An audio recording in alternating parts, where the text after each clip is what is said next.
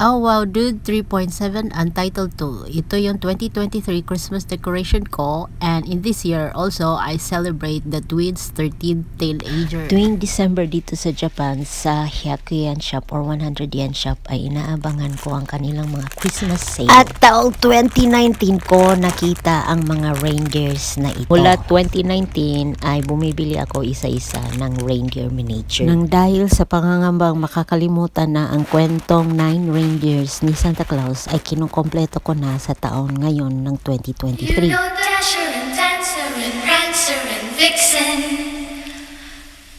Comet and Cupid and Donder and Blitzen. But do you recall the most famous reindeer of all? Naging oriental lang aking mga panlasa nang dahil siguro sa kawalan ng sangkapan.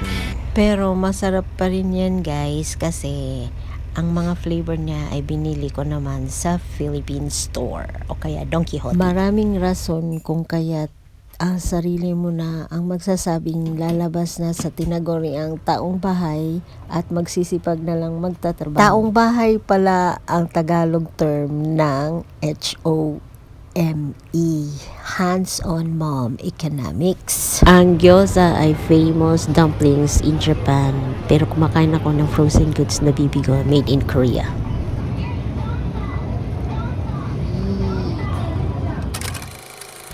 Kadul, lahat ng gamit ay nasisira. Nang nagsimula ng mag-part-time ang aking panghanay, ay natulungan niya akong bumili ng ref. Recycled lang siya, pero at least nakatulong siya. Ang paggawa ng mga liquid detergent soap ay isa sa mga idea para maingatan o mapahaba ang buhay ng washing machine. For practical reasoning, ganito ang ginagawa ko sa mga powder detergent. Tinunaw ko muna sa tubig bago ko gamiting panglaba. 2:2 lang din ang proportion. Pag 2 scoop ang nilagay mong powder, 2 scoop lang din ng water ang dapat mong ipangtunaw. Pag itunaw mo, kailangan mong magamit ng stick.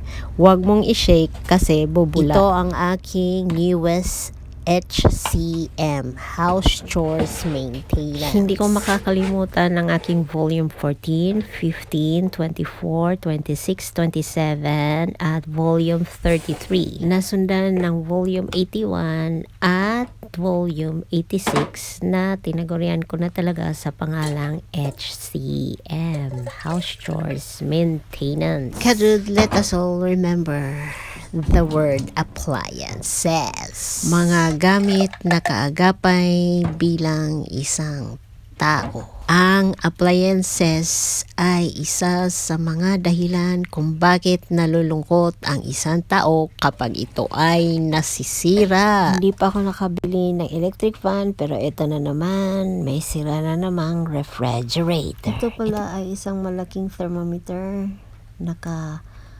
Plastic siya, kung kaya't ito nang ginagamit kong pangtunaw o dissolve sa powder. Para sa akin no, mga kadud, pag ikaw na talaga ang mamumuno sa sarili mong pamamahay, ay marami ka nang matutuklasan, matutunan at masasabing nararapat mong gawin.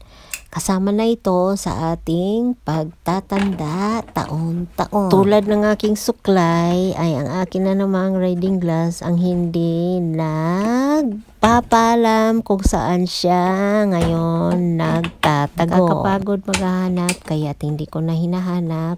At ako'y naniniwala na kusa na lang itong magpapakita. Sang-ayon na rin ako sa mga paniniwalang hiwalayan, separation o divorce dahil tapos na ang mga yugtong pag-aaral ko tungkol sa age gap. Sa Pilipinas ay uso sa atin ang balik-eskwela ng mga may edad ng over 40s. So, 2 years ago, after Philippines trip, ay nakapag-aral ako ng caregiver dito sa Japan for 6 months. Marami akong kakilala ngayon sa work na nagsasabing kung bakit hindi na lang ako hinto ng trabaho ngayon at magtrabaho na lang bilang caregiver. Hindi mawawala ang bashers ng buhay natin ito pala ang shoes na bigay ng ate ko para sana sa panganay nung siya ay nag-aaral.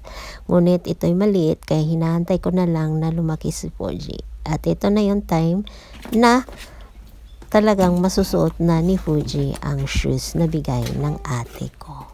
Ayan. Lacoste made from Kuwait. Pa-birthday shoes na kung tignan, di ba?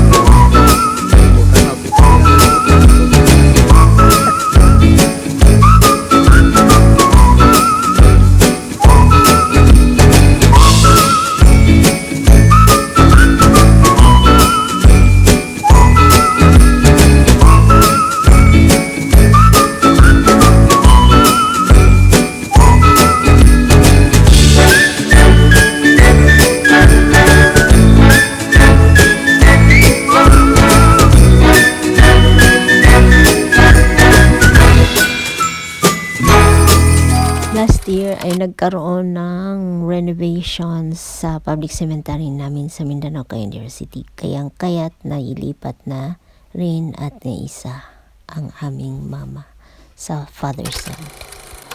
Nang dahil sa biglang nasira ang iPhone SE2 ng aking anak na babae ay natutuntunan ko ang Apple Shop Nagoya branch dito sa Japan. Habang pinapalaki ko ang aking anak, ay unti-unti ring gumaganda ang signal ng aking cellphone. At present, pwede nang maging Android or iPhone.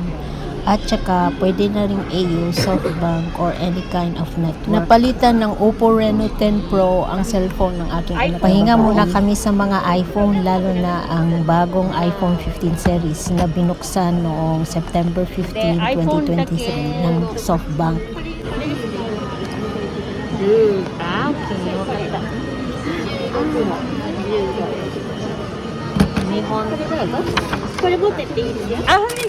Meron pala akong nagustuhan na maliit na ref.